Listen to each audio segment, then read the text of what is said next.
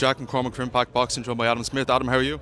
I'm good, Jack. I hear you've had Katie Taylor on the channel, so I'm honoured. She's a very good friend of mine, and I'm honoured that you've asked me to say a few words. So yeah, nice to see you. You too, yeah. So which boxer in the main event has the advantage going to this fight, considering Michael Conlan has a lot of experience fighting at world level, but Kevin Walsh is undefeated and hungry to get a win over a big name in Mick Conlan?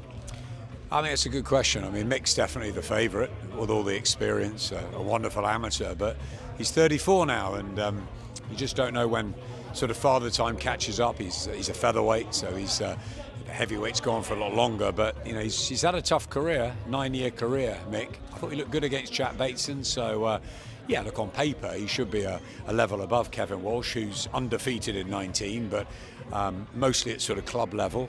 No disrespect to that, but it is a jump up to somebody who's been one of the great amateurs of recent times, really. So it's all about whether Mick can box his way home and get another crack at the world title, the elusive world title that somehow he hasn't won through his career. So yeah, I think Mick starts a favourite, but Kevin looks really hungry, and an undefeated fighter is a dangerous fighter. He's brought a lot of people with him. They believe in him. He's got a great story. I know he's a gym rat. He's turned his life around, and yeah, look, if Mick's legs aren't there anymore, then he could be in trouble. So yeah, I think you favour Conlan to get through, but Kevin Walsh has got a live chance in this fight. And we had a big night of boxing in Dublin last week in Dickens versus Cacace. Where does the winner and loser go from that fight now in terms of opponents and unifications? It's another good question. Love Dublin, love Belfast, love Ireland, full stop. Holiday in West Cork, I can't get enough of it. Dublin was a brilliant atmosphere last week. Pierce O'Leary, I think, sold 5,000-6,000 tickets. The fights were good, they weren't great. I thought Cacace Dickens was a bit of a chess match. Cacace deserved the nod. Great story, two-time champion of the world. And both of them have just been great, honest, hard-working professionals. I think Jazza comes again. He's only 34.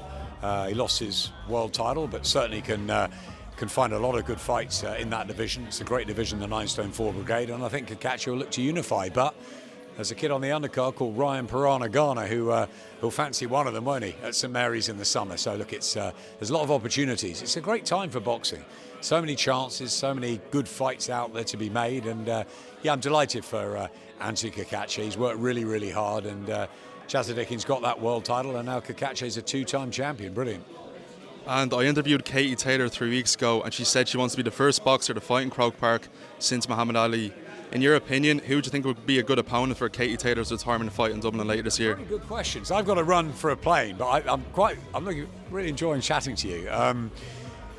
Katie Taylor deserves the last hurrah at Croke Park. We've been banging on for a lot of time, many years, for that moment. I even at one point suggested maybe Mill Street again, and they have some sort of festival in Cork with music and invite thousands and thousands of Irish from around the Emerald Isle. She's a queen, she's a gem, she's maybe the greatest sporting story from Ireland. So yeah, I'd love to see her fight at Croke Park in the summer. Brian Peters said we're getting there.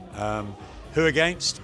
Chantel Cameron, Amanda Serrano 4. I don't think it really matters. I think it's just the night that you want to be there. It's the night that Ireland comes and says thank you to Katie Taylor.